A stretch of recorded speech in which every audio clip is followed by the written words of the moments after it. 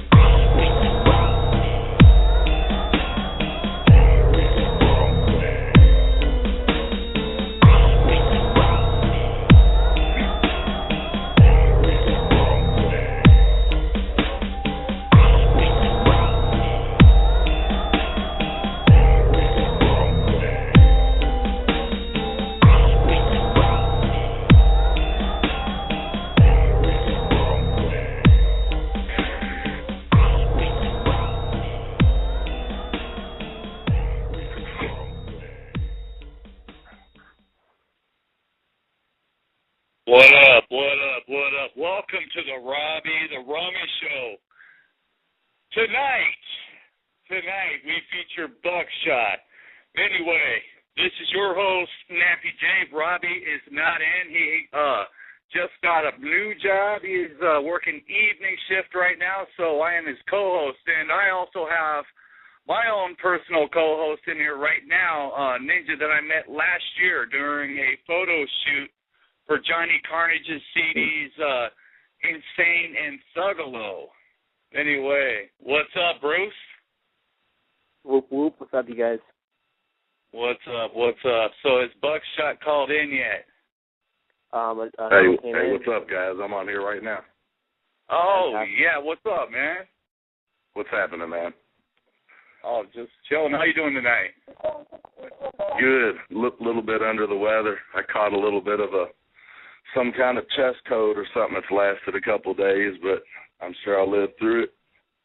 Hey, man, we really appreciate you calling in despite not feeling so hot tonight. No, it's cool, man. That's part of it. I'm just kind of took an off day today and hanging out with my kids and just kind of tying up some loose ends and got some big stuff planned in the future, and we just kind of had to take an off day to do some paperwork and had a few meetings today, and I just took the rest of the night off to hang out with my kids and do this interview, so it's all good. Hell yeah. So, damn. So, anyway, you're talking about some big plans here. So, you mind diving right into that? Well, of course, we're still going head first into the Helter Skelter project as well as Weirdo, which Weirdo's not going to be releasing until October 29th. But the majority of it's done. We're kind of waiting on a couple key features. And, when you're dealing with artists of the magnitude that I'm pulling on Weirdo, sometimes you gotta adjust to their schedule, and a lot of the artists that I'm doing featured songs with, a lot of them are on tour or going on tour and recording projects of their own. So, it's always a give and take process and a waiting game. But basically all my vocals are pretty much finished for it, and we're just kind of waiting on a few features, and then as soon as we get those in, we'll start mixing it. But the next project that we're actually going to release is Helter Skelter, which hopefully we should have out by middle of spring. Oh, right on. Yeah, what can we expect? One thing that... Oh, I'm sorry, go ahead. Oh, you go ahead. I'm sorry. I was just going to say one thing. Helter Skelter was actually supposed to drop in January, but my engineer, Will Holder, he actually owns a studio where we record. He engineers my sessions and he mixes. Dude's a beast. but he actually had a shoulder injury to where he had to get surgery done on his shoulder, and he just got through going through rehab on it, and the surgery didn't go as the outcome didn't go as planned, so he's actually having to go back under the knife, and they're actually going to give him a full shoulder replacement surgery. So just him going out kind of put everything on the shelf for a minute, and we've just kind of been picking up some shows here and there, and I've been doing a lot of writing, but we kind of went ahead and we've got a backup plan, and with getting Helter Skelter finished by spring, so that's what we're doing. Yeah, so what can we expect to hear from the Helter Skelter project there? Helter Skelter, the whole entire project was produced by Michael Seven Summers, Ghost Beats out of New York, and my homie, the Dead Beats. And it's a very, very dark, moody album. It's not, it's not any radio type songs, anything like that. It's just a really, really dark album. I wrote that whole entire project when I was kind of going through some really dark times in my life, and the music, it reflects on that. We've got a few nice features that we're using, that's coming out on that. I haven't really talked about it. I'm kind of keeping everything tight-lipped because when it comes out, there's some features on there that's kind of going to shock some people they weren't expecting was going to happen, but we've not really released any song titles or anything from it. But when it comes out, the Underground is, it's definitely going to be a very popular and banging album for the Underground when it comes out, and there's definitely a lot of bigger magnitude Underground features on it, and it's definitely a sick project. Oh, damn, you're going to make us wait. Hey, it's cool, though, man. I'm a patient guy. Yeah, all I know is that you've got me even more in anticipation right now for it. I mean, the features for Weirdo have not been a secret. I mean, we've been pumping for a while. I've got Tech Nines on Weirdo, Chris Calico, Ritz, Twisted, Prozac, Violent J just did a feature for me for it. Jelly Rolls on it, Twisted Insane, Boondocks. Just going off the top of my head, we actually have a Grave Plot feature. Liquid Assassin and Killer C did a track on it. It's going to be a banging ass album, and of course, Michael Seven Summers, he produced every single track on it. So anybody out there that that's a Tech Nine or a Brother Lynch Hung fan, I mean, Seven produces the majority of all their stuff, and it's got that weird, moody, dark vibe to it. And but as far as the features for Helter Skelter, we're just going to surprise some people. Yeah. All right. Hey, Bruce, you got anything for him? I would have to ask, what was your inspiration? What made you want to be the man you are today? Really, my inspirational artist that really kind of set me off in the direction that I went was definitely Ice Cube. I mean, that guy was he was the godfather of gangster rap. He's still in the game and doing it. I mean, he does do his Hollywood movies, and he's a big Hollywood star, but if you listen to his actual music, I mean, he's still keeping it real to the street. He's putting out, hardcore music, and he's doing what he loves to do. And he was really my first inspiration as far as writing and recording and wanting to be an artist. But I'd say over the past 5-6 years, I'm listening to a lot of different stuff that's inspiring me and causing me to kind of experiment a little bit, tap into other ideas and whatnot.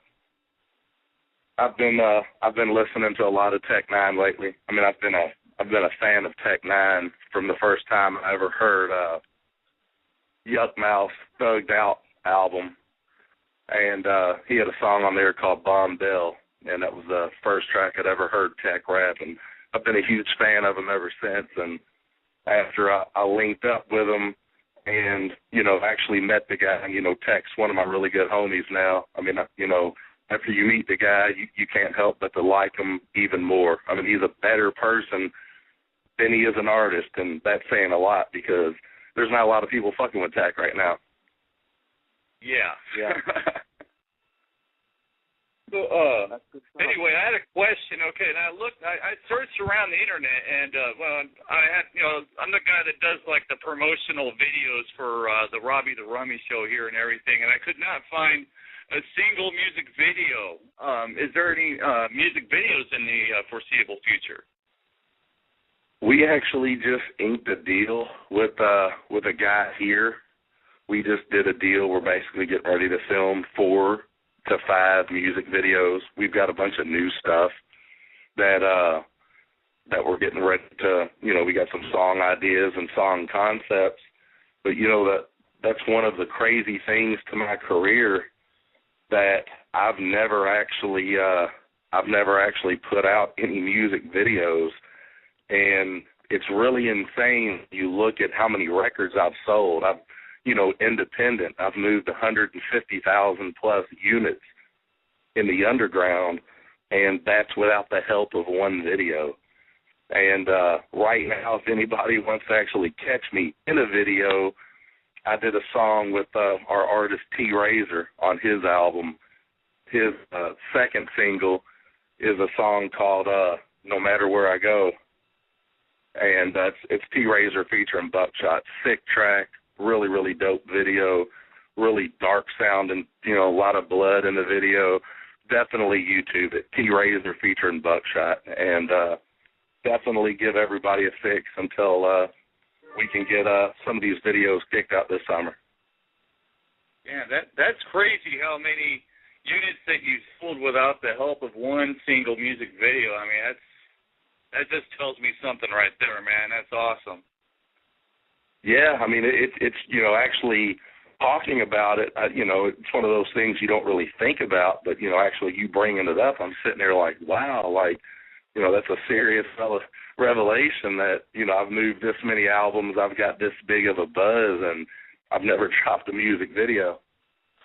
That's crazy, yeah. Hey, Bruce, you got anything? I was just listening to you, and so far you've got Violent J, you've got Twisted, you know, Boondock. Do you hold any like ABK or Axe Murder Boys or anything? What about them now? Do I have any songs with them? Am I expecting anything on that front? Because I'm a huge fan of them. Yeah, I've met ABK. You know, me and Killa, we've never had a business working relationship. I would definitely be open to working with him, but I've actually ran into some bones, you know, on several occasions, and, you know, we've exchanged numbers and said that, you know, let's do something, but it's just kind of one of those, you know, I'm sure they're into what I'm doing, and I'm definitely a fan of what they're doing, but it's just kind of trying to get everybody on the same page and, you know, kick out a song. And but not, I mean, you know, in Murder Boys, we've talked several times about doing it, and it's just one of those things that, you know, they've got tours and projects they're working on, and we're doing the same thing, and it's just kind of trying to get a break from the actual blueprint what I'm doing and saying, you know, okay, man, let's get out this track we've been talking about for over a year now. But I could definitely see a Bukshot and Axe Murder Boys collab, you know, sometime between now and the end of the year. Definitely possible. Oh, I hope so. I'd love to see that. Yeah, we actually had A&B on here a few weeks ago. Really cool guys. Well, at least one of them. Yeah, they are. The other one of them couldn't make it, but yeah, really good guys. Oh, damn it! I can't agree more. I have when it comes down to all of their music and stuff, I listen to a lot of it. It's really good stuff. Right. Yeah. No, I've listened to a lot of A&B. They put out some really dope shit.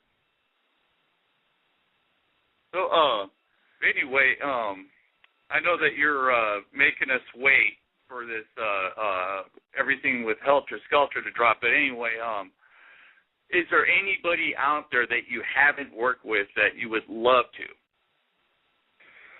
I'll tell you right now, the two people that are, I've got two people, artists that are on my radar right now that I'm really a super big fan of is Mad Child and Flame from La Coca Nostra. Oh, wow. I'm a super big fan of both of those guys, and, it's just kind of one of those things, again, that, getting them in the schedule, just trying to get something together, and, like Helter Skelter is basically done. Weirdo is basically finished. It's kind of, once I get past those points, I've got a title for the next album. Not going to release it just yet, but I've got a title and an idea for the album that's going to come after Weirdo, and I would definitely love to see a Mad Child and a Flame feature on it. But, time will tell. Situations change for people every day, and hopefully by the time we get around to dropping that next album after Weirdo, then, maybe the situation I'll be in a position to where I can work with those guys. Really a fan of what they're doing. Super dope lyricist. Those guys have been putting it down for years, and I consider myself a very big fan of both of those guys. Hell yeah. Yeah, as a matter of fact, sometime in the near future, we're going to have Mad Child up on this show. I'll throw that out there for you, all right? When we talk. Oh, hell yeah. So, all right. I don't have many questions. Sorry. I checked out your music, and honestly, I really do like it. It's good. It's good stuff you got going on there. I appreciate it, man. That's what's up. I guess one a famous question is, is there anybody you're not liking right now? What, just as far as not a fan of their music? Yeah, I guess so. Anybody they can do better, or yeah. Really all I listen to is underground music. I don't really listen to pop or mainstream stuff too much. But I can't really say there's anybody out there that I just think are sucking or not, not doing their thing.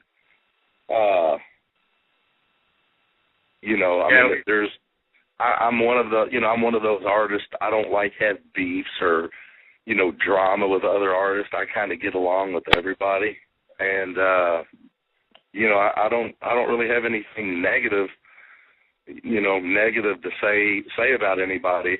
I'm the type of person, if I did have a problem with somebody, I'd be like, yeah, fuck that dude. But right now, man, I'm kind of cool with everybody. That's good. That's awesome. Burn 'em. Bruce is new with the show. He's never been on the show before. He's listened in a couple of times. So, yeah, we usually don't get into stuff like that anyway. So that's good. It's good to hear that. Cool, man. That's how we do it, man. Sometimes we'll just got to wing shit. I do it all the time. Oh, fuck yeah.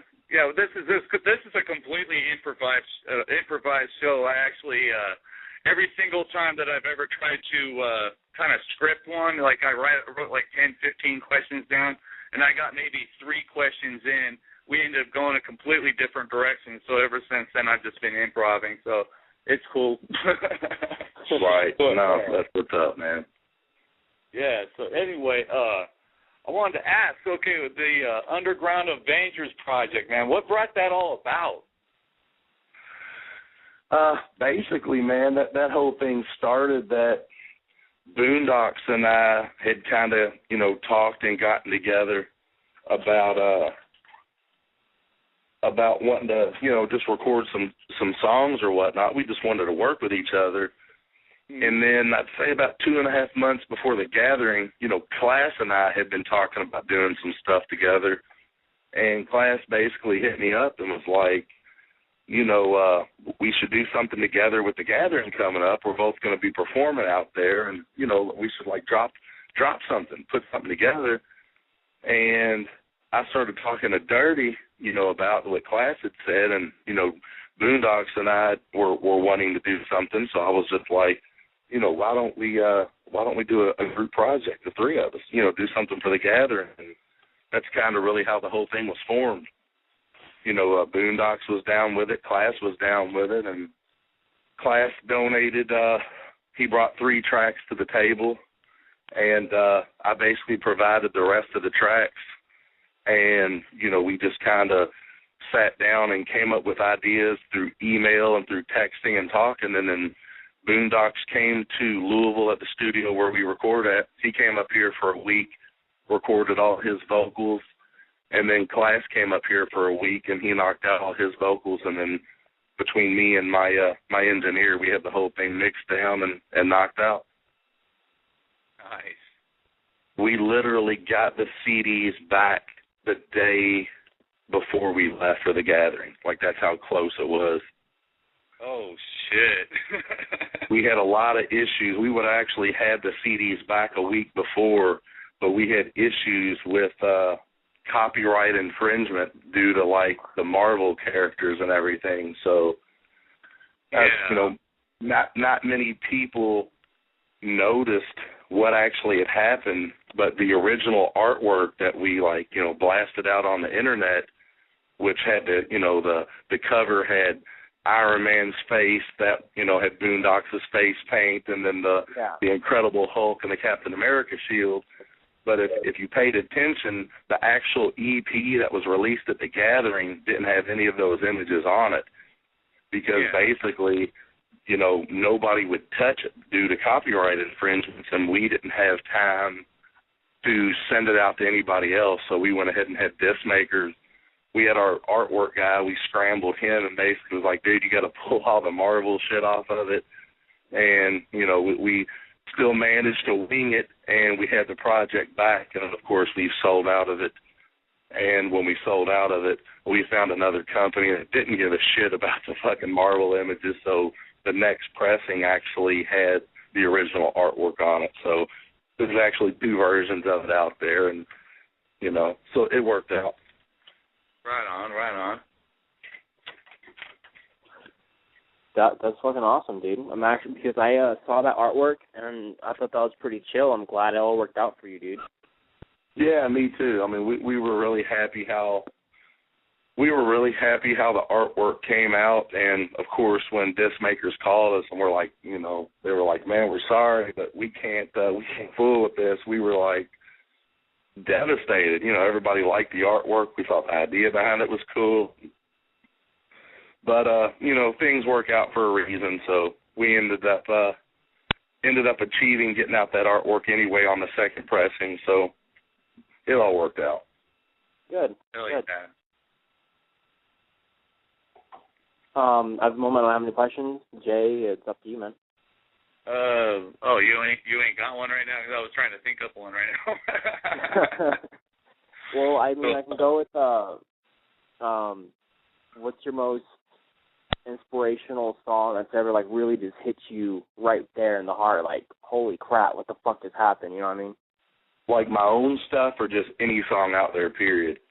Well, you can always go for both. I mean, out there and that you've written yourself. I mean, right now, I actually have a song.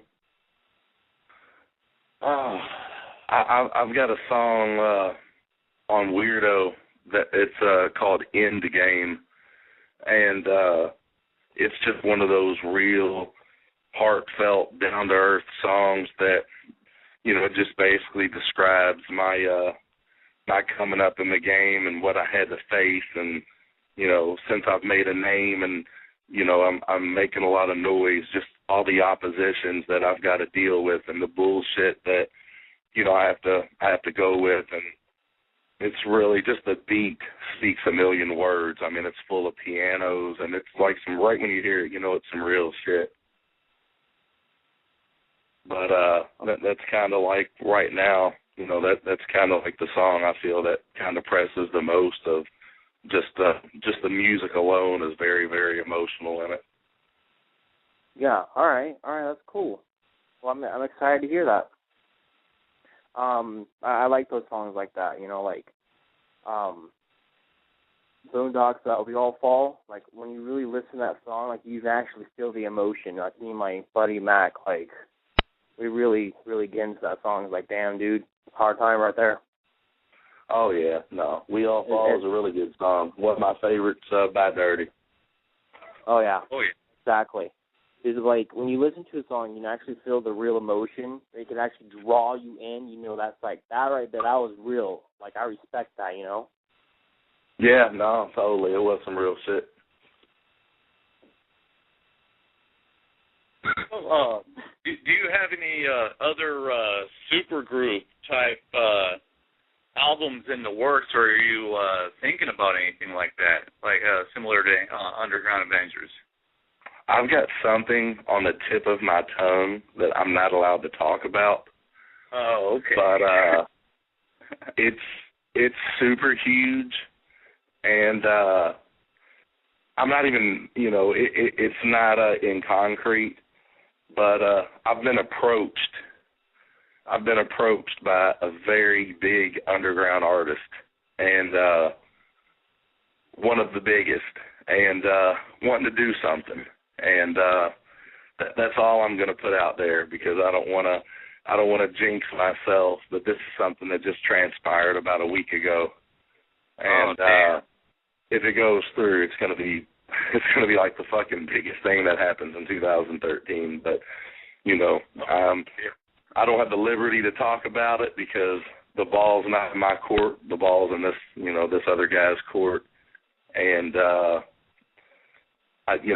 he just he had an idea that he ran by me, and we ran it by another artist, and everybody's on the same page, and you know, that's all I'll say about it right now. But just remember these words in this interview. If it happens, it's going to be fucking huge. You heard it here first, ladies and gentlemen. Yeah. Fuck yeah, I hope that goes through. Just so I'll know, because, like, obviously I'll probably never have another opportunity to talk to you, at least in the foreseeable future. So I hope it happens just so I know. But I'll tell you this. If it happens, everybody on the Underground will know about it. It's huge. Yeah. It's stupid huge. Nice. It sounds extremely exciting, and I hope you get it, dude. Yeah, me too, man. I mean, you know, if it happens, I'm definitely excited about it. And, you know, there's been several conversations about it. It started out as an idea, and it's kind of turned into something bigger, and, you know, we'll see what happens. Fuck yeah. Bruce. Yes. It's all you now. Okay. Do you want me to ask a question? Oh, yeah. That's what I'm getting at. Obviously. All right, then. My apologies. Okay, let's see. I've noticed on several other artists and everything, there's going to be a few songs where they've straight up talked about God. And I'm a very religious man. I mean, I'm like hardcore Christian, whatever the hell, you know. But I'm the kind of person who will, like, hey, you know, God, so on and so forth. What about you and your opinion on that, like, you and God? I'm a firm believer in God. You know, I definitely consider myself a Christian person. I was brought up, you know, as a kid. I went to church 3 times a week, and, you know, I've not been to church since my dad died, but other than that, yeah, I've got strong belief in God. I've got a lot of faith, and even though my music doesn't reflect how I feel about God majority of the time, and you know, I use some pretty faul words and ideas in my songs, I still definitely have, you know, have faith in God, and I do, I do believe that way. I respect that. I mean, sometimes you hit that hard point, you're like, well, what the fuck, I got you, dude. Well, I'm not too proud to say I've been between many rock and hard places that I had to sit there and close my eyes and send out a prayer. Oh yeah, I've been there. Honestly, I wish I could say more prayers when I'm not in need or I'm not in trouble. I wish I could take the time just to say, hey, God, thank you so much for doing everything you do for me. I've got healthy kids and, a vehicle and a successful record label, a roof over my head. It seems like most people, when they pray to God or they're asking God for wisdom, it's usually when they're in trouble. But, He knows your heart, so I'm not a bad guy. I make mistakes just like anybody, but, that's how it in all goes. fairness, I think you just did thank God publicly right now, so I think you're straight, dude. Oh, right. But yeah, I do understand though. It's like I own my little record label myself. I work with a lot of artists, and a lot of these people do believe in God. But however, there's when it comes to Christian music, there's not really a whole lot of room that you can write songs about. But as dark as this world actually is, there is so many things you can write about. I understand completely, man. Right. But, throughout my music, I mean, I do have I have God references. I mean, if people really pay attention to my music, they know what's up. Oh, yeah.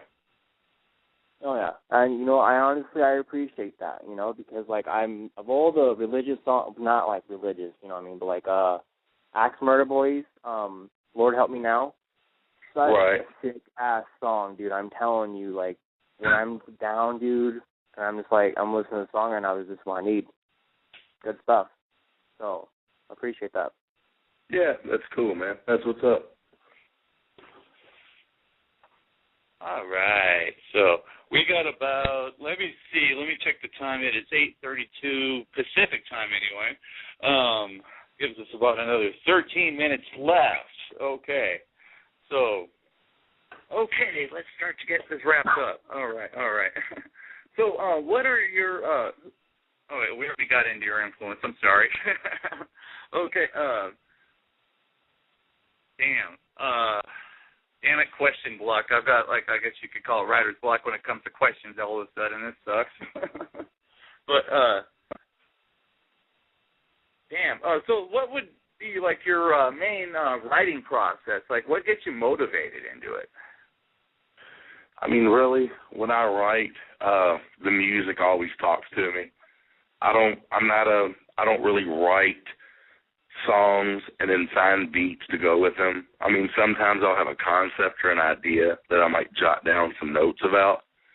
Mm-hmm. But usually when 7 or dead beats or ghost beats, when those are basically the 3 main producers that I'm working with.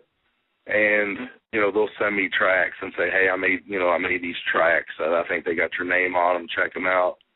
And I'll start just vibing. I'll just, when I'm driving around the city, going out of town, whatever, I'll just play the beats and just listen to them until they start speaking to me. And then, that's where the idea comes. And then once that idea comes, and then, of course, I start writing to it. Nice. That's good stuff right there.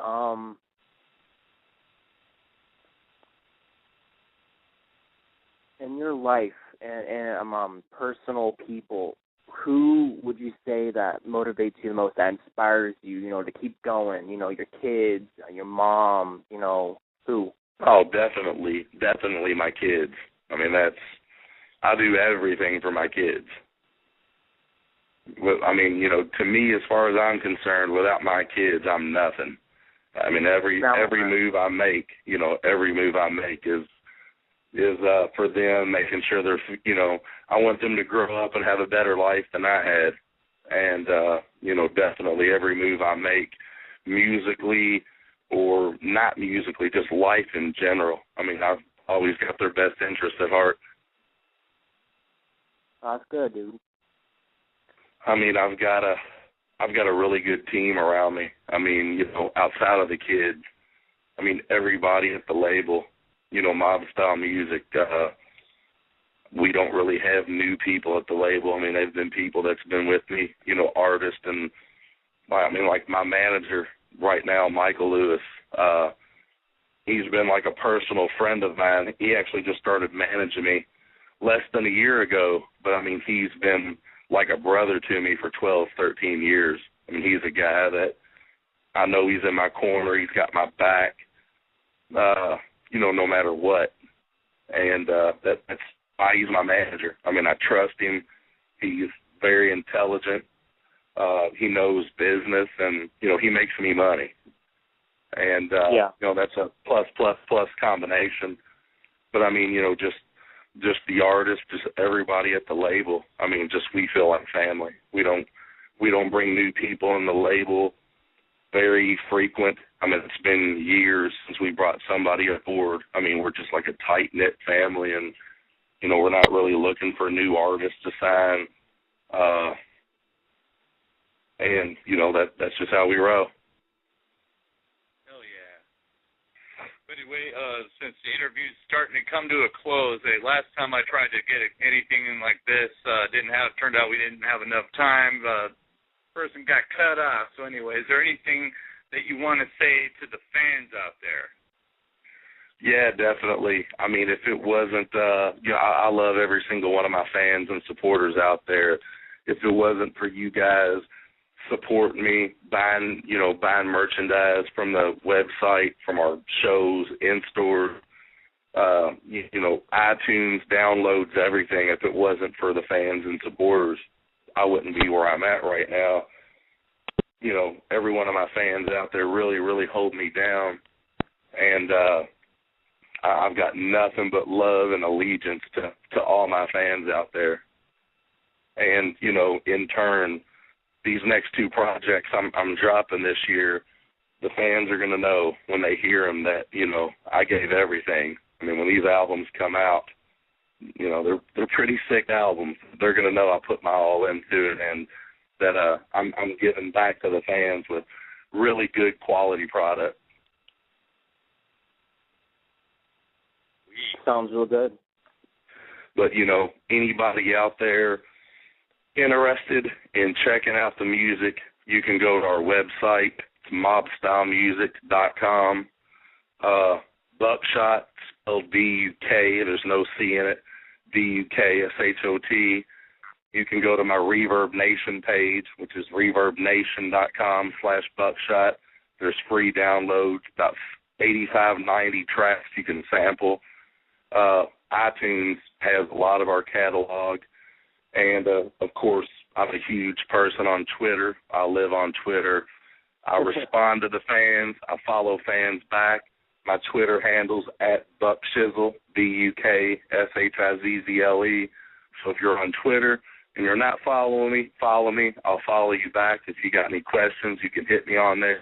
I'm on there with the fans every day. Hey, I can vouch for Bukshot on this one. He's actually mentioned me in a few Follow Fridays. This guy's the shit when it comes to Twitter, all right? No, that's actually very respectful. Yeah, that's actually very fucking chill. Due to the fact that, you know, you have these, you know, top-notch artists, and it's like they don't even care. When you have someone who actually talks to you back, it's like, hey, what's up? You know what I mean? It's actually pretty cool.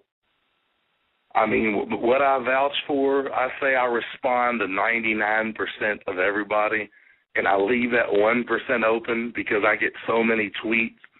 Sometimes tweets just fall in the cracks. It's never I'm ignoring them or, you know, whatnot. I always respond, favorite, or retweet, you know, any message that comes my way, unless, you know, I'm sitting here going through my tweets and then I get a phone call.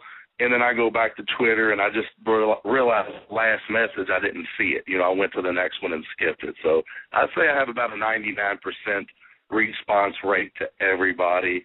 And, you know, I take pride into talking to the fans on there, and you can see they like it too. I mean, there are artists out there that do interact with their fans a lot, but there's not many.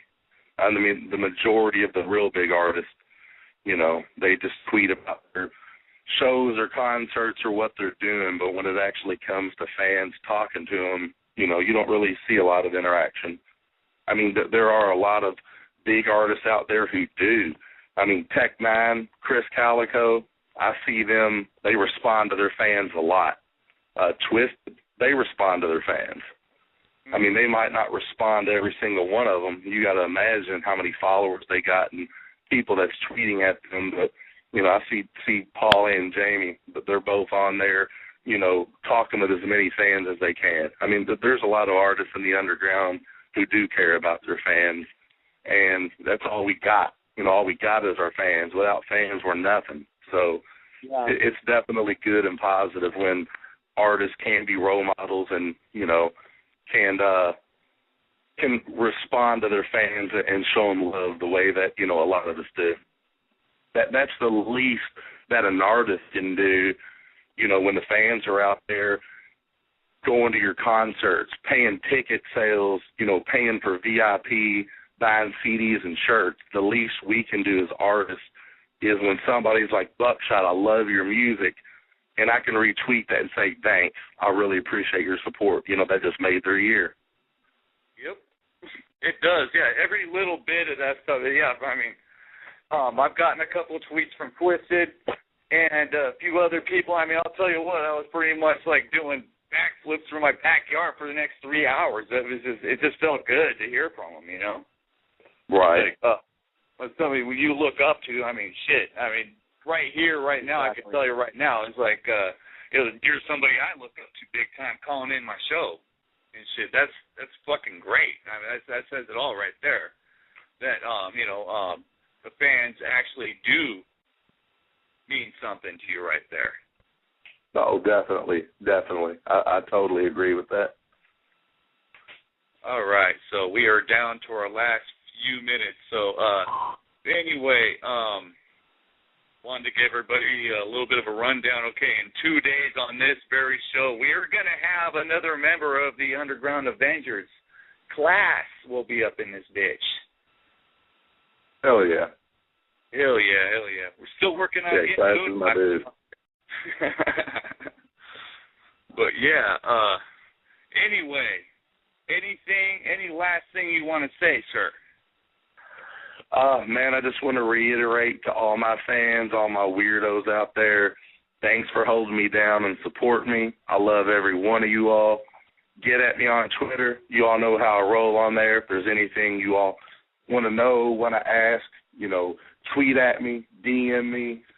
If you need, somebody out there wanting to look for a show, for a feature, for anybody needs to get at me for whatever, if you get on my Twitter, my manager, Michael Lewis, at Interstate Management, his email address and his Twitter handle's in my profile. Anybody trying to, get at us for whatever, we're not hard to find, and we will respond to you. Hell yeah. Anything else, Bruce? No. You don't have any more questions. No, honestly, you sound pretty chill, dude. Everything. Very first interview, so he just basically got his cherry pop tonight. Oh, I know. I was just breaking his balls. I thought it was funny, though. No, you did good, man. You did good. Honestly, dude, you are a very chill person. All your answers, good job, man. I appreciate it. I mean, I'm a real dude, and that's all I can be is me. I mean, when I hang up this phone, I'm the same way, the same guy with my kids, with my friends, with anybody. Man, there's no different act or actions, whatever. Man, I'm just a real down-to-earth person, and this is how I am 24/7. Right on. So anyway, we are about to be cut off literally any second now. So, all right, guys. So. Thanks for having me on, and I'm sure I'll catch you all on the flip side. Hey man, right. Thanks for calling in. I hope you feel better. I appreciate it. Y'all have a good one, man. Hey, you too. Later. All right, peace. Peace.